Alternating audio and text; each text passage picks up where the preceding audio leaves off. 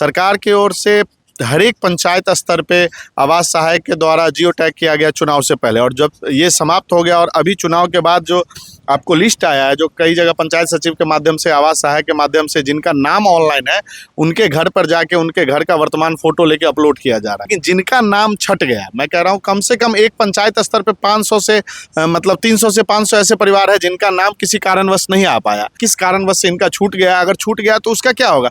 नमस्कार, मैं विक्रम भगत नागवंशी और आप देख रहे हैं मधुबनी न्यूज। अभी हमारे साथ विक्की दुबे जी हैं, जो सामाजिक कार्यकर्ता है, सामाजिक क्षेत्र में लगे रहते हैं और रास्ते से गुजर रहे थे, इनसे मुलाकात हुई और उन्होंने एक समस्या को रखा। वाकई में वो समस्या काफ़ी गंभीर समस्या है, गरीबों से जुड़ा हुआ है। आवास योजना, प्रधानमंत्री आवास योजना का दौर चल रहा है, वेरिफिकेशन का समय है। इससे पहले जियो टैग किया गया, लेकिन समस्या ये आ रही है कि जब जियो टैग हुआ, ऑनलाइन हुआ, उसके बाद उसका नाम कैसे छट गया। इस पर हम विस्तृत जानकारी, विस्तृत बातचीत विक्की दुबे से करेंगे। सबसे पहले मधुबनी न्यूज में स्वागत है आपका। बहुत बहुत धन्यवाद भाई आपको, जो आप हमारी बात को सुने और इस मुद्दा को आप उठा रहे हैं। देखिए, सबसे बड़ी समस्या ये है कि प्रधानमंत्री जो आवास योजना है वो लगातार साल 2 साल पे चालू होने वाली प्रक्रिया नहीं है। ये आपको पिछले 10 वर्षों में पहली बार ऐसा है जो नाम जुड़ रहा है, और फिर कब जुड़ेगा इसका कोई गाइडलाइन हमारे पास है नहीं।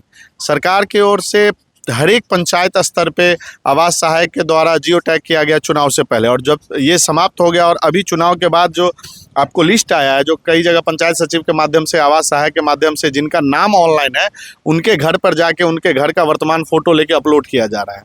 मैं वो कह रहा हूँ, ये तो अच्छी बात है, जिन लोगों का नाम आया उनको बहुत बहुत शुभकामनाएं, बधाई, और जो लोग इसमें सहयोगी रहे। लेकिन जिनका नाम छट गया, मैं कह रहा हूँ कम से कम एक पंचायत स्तर पे 500 से मतलब 300 से 500 ऐसे परिवार है जिनका नाम किसी कारणवश नहीं आ पाया।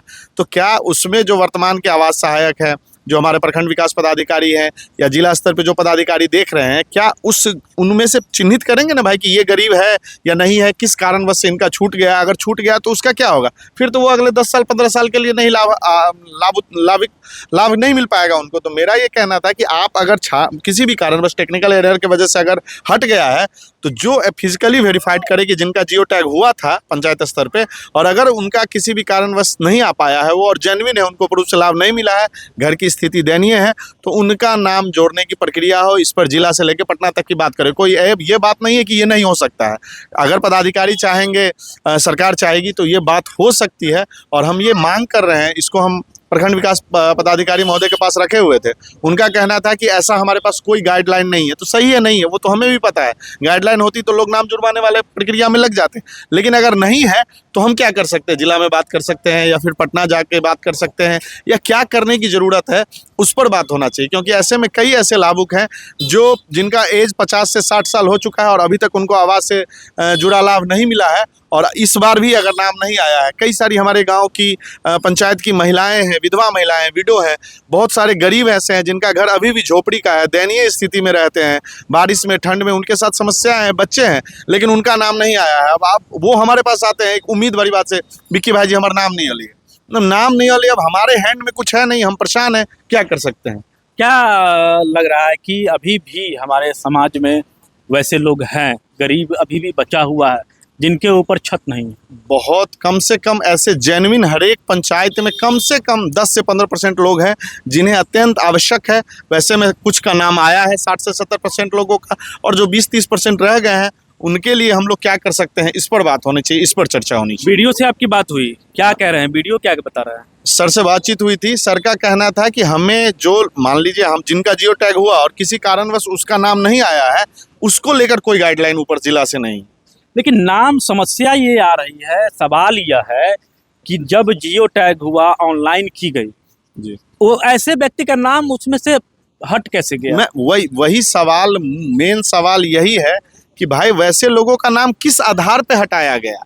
क्या वहाँ के वार्ड सदस्य से पूछा गया, क्या वहाँ के मुखिया से पूछा गया, या आवास सहायक से पूछा गया, या क्या उनके पेपर में कोई दिक्कत था, या वो ITR भर रहे हैं लाखों करोड़ों का जो उनका नाम हट गया? ये तो मुद्दा है, यही तो मुद्दा है, और यही मैं उठा रहा हूँ कि भाई ये इस पे क्या हो सकता है। जो हो गया वो तो वाहवाही लूट रहे हैं जिनका, और जिनका नाम अभी दूसरे सर्वे में, इसमें कई और मतलब पार्ट हैं, इसको अभी फाइनल लिस्ट नहीं माना जाएगा, अभी 1-2 इसमें जांच का प्रक्रिया और है। लेकिन मैं कह रहा हूँ जिनका नहीं आया उनके लिए हम क्या कर सकते हैं? तो हमारा आग्रह है सरकार से भी और जो पदाधिकारी हैं कि इस पर जिला से पटना तक बात हो और इस पर विचार होना चाहिए। अगर इस पर नहीं हुआ फिर?